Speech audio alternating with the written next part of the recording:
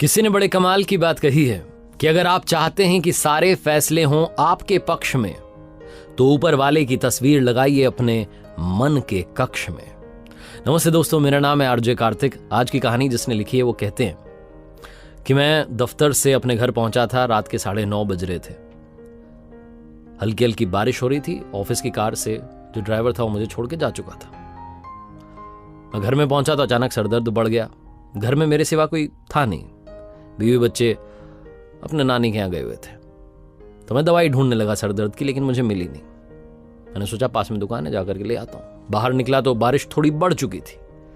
गाड़ी थी नहीं, ड्राइवर था नहीं। तो मैंने रिक्शे वाले को आवाज़ दी। वहीं पास में मंदिर का काम चल रहा था, उसमें वो रिक्शे वाला जो था वहीं मंदिर के ही जो प्रांगण था उसमें ही वो रहता था और सुबह शाम रिक्शा चलाता था। रिक्शे वाले भाई साहब मेरी तरफ आए। मैंने उनसे कहा कि दवाई की दुकान तक चलना है। उन्होंने कहा ठीक है। 50 रुपये मुझे बताए। हम चल दिए। लेकिन वो रिक्शे वाले को मुझे देख करके लग रहा था कि बंदा बड़ा परेशान है, उसकी हालत ठीक नहीं है। तो मैंने पूछा कि भाई साहब क्या बात हो गई। उन्होंने बताया कि 2-3 दिन से शरीर में दर्द है, हल्का हल्का बुखार है, लेकिन क्या करें, कोई सवारी नहीं मिल रही है, पैसे मिल नहीं पा रहे हैं, दवाई खरीद नहीं पा रहा हूँ। भगवान से पूजा पाठ में बस कहता रहता हूँ कि आप ही देखो। इसी उधेड़ बुन में हम पहुंच गए दुकान तक।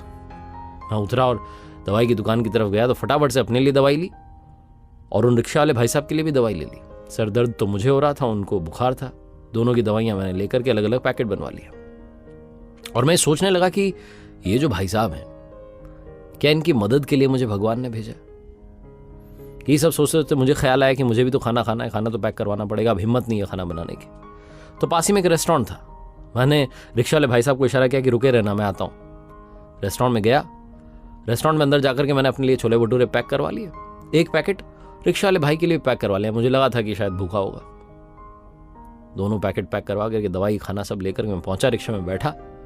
बातचीत करते हुए थोड़ी और रिक्शा वाले भाई साहब के बारे में जानकारी जुटाते हुए पहुंच गए वापस घर तक। घर के वहां जब उतरा तो रिक्शा वाले भाई को मैंने 100 रुपए का नोट दिया। उसने कहा अरे 50 ही बनते। मैंने कहा नहीं, रखो रखो, चिंता मत करो, ये दवाई का पैकेट रखो।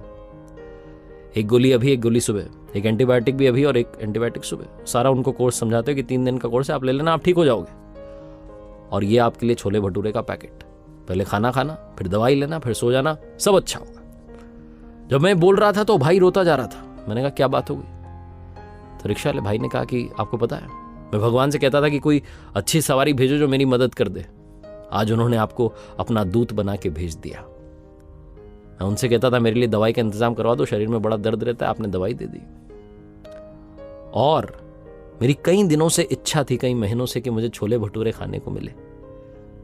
आज आप छोले भटूरे लेके आ गए। मैंने तो आपसे कहा भी नहीं था। सब वो करवाता है, वो प्रभु की इच्छा, प्रभु की इच्छा, ऐसा कहते जा रहा था। और मैं सोचते जा रहा था कि मैं जिस रेस्टोरेंट में गया वहां मेन्यू में इतने सारे ऑप्शंस थे। थाली थी, समोसा था, कचौरी थी, डोसा था, सब था। मैंने छोले भटूरे क्यों उठाए? शायद वो अपने भक्त की इच्छा पूरी करवाना चाहता था। कहानी बहुत छोटी है, लेकिन सार ये है कि जीवन में कभी भी किसी भी परेशानी में हो तो घबराना मत, उस पर विश्वास रखना। वो अपने बंदे को, बंदी को, अपने दूत को, अपने सच्चे भक्त को आपके पास में जरूर भेजेगा और आपकी मदद करवाएगा। वो आपके पास किसी न किसी रूप में चले आते हैं। कई बार हम उन्हें पहचान नहीं पाते। एक बार फिर से वही बात जो अक्सर आपसे कहता हूं, कर दिखाओ कुछ ऐसा कि दुनिया करना चाहे आपके जैसा। पूरी जिंदगी मैंने अब तक इस बात पर यकीन किया और हमेशा करता हूं कि जो होता है लाइफ में अच्छे के लिए होता है। अकबर और बीरबल के कई सारे किस्से आपने सुने होंगे, लेकिन ये किस्सा वाकई मजेदार है। 94.3 माय एफएम से मैं हूं आरजे कार्तिक। एक बार बादशाह अकबर को सूझी कि वो अपनी रानी के लिए सेब खुद काटेंगे। उन्होंने सेब मंगाया, चाकू मंगाया।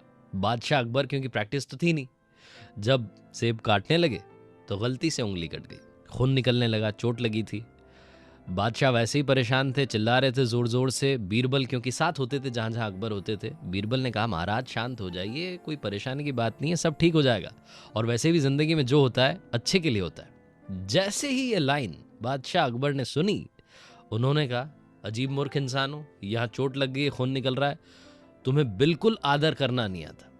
और ये बात सुनने के बाद बादशाह अकबर ने बीरबल को काल कोठरी में डाल देने का आदेश दे दिया। इतना गुस्सा हो गया।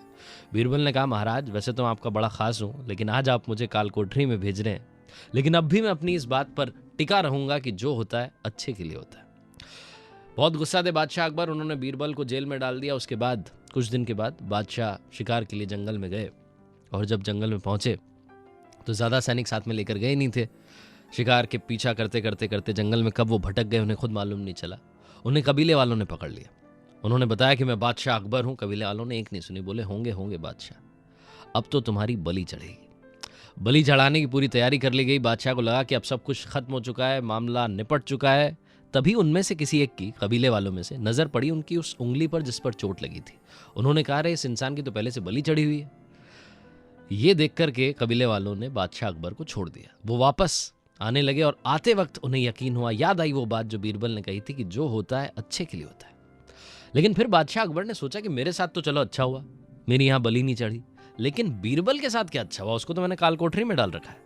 तुरंत बादशाह अकबर वापस पहुंचे और सीधा बीरबल से मिलने गए। जाकर के पूरी कहानी सुनाई कि ये मेरे साथ जंगल में हुआ। बोले ये सब तो ठीक है, मेरे साथ तो अच्छा हुआ, लेकिन तेरे साथ क्या अच्छा हुआ, तुम्हारे साथ ऐसा क्या हुआ जो जो होता है अच्छे के लिए होता है। बीरबल ने कहा, महाराज जहां आप होते हो वहां मैं होता हूं, अपन दोनों साथ चलते, जंगल में जाते, कबीले वाले आपकी बलि नहीं चढ़ाते क्योंकि आपकी उंगली में चोट लगी थी, तो किसकी बलि चढ़ाते, मेरी बलि चढ़ाते। आपने तो मुझे मरने से बचा लिया। महाराज जो होता है अच्छे के लिए होता है।